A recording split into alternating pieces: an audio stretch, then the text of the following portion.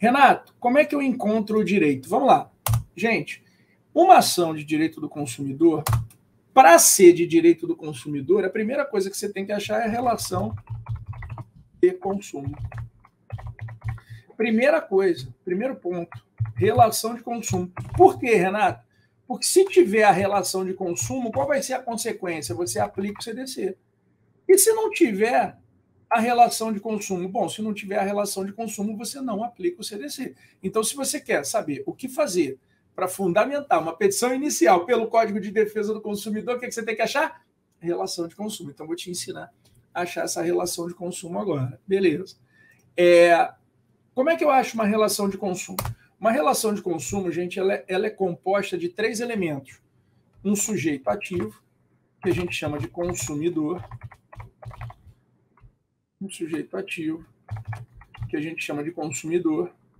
Um sujeito passivo, que a gente chama de fornecedor.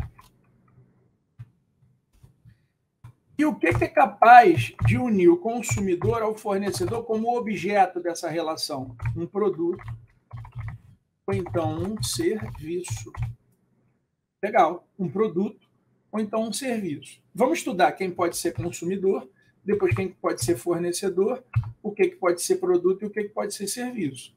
Uma vez encontrado isso, o que a gente vai para a segunda etapa? Estudar qual? Qual parte? Os direitos básicos dos consumidores. Vai estar lá no artigo 6º do CDC. Aí é só encontrar qual o direito básico que você acha. Vamos para a primeira parte. Volta aqui. Como é que eu acho o consumidor? Gente, consumidor pode ter 2 espécies. Quais são as espécies de consumidor? O consumidor pode se chamar consumidor standard. Consumidor pode se chamar consumidor por equiparação. Consumidor standard está no artigo 2º do CDC. Consumidor por equiparação pode estar no 17 e no 29. Pode estar no 2º parágrafo único, mas eu vou trabalhar só com esses 2 hoje. Tá bom, Renato, quem é o consumidor standard? É o destinatário final. Renato, quem é o destinatário final? É quem compra para uso próprio. Destinatário final é quem compra para uso próprio. Ah, Renato, deixa eu pegar isso aqui. É você que resolveu comprar essa lanterna? Sim, sou eu que comprei a lanterna. Por quê? Que é para uso próprio.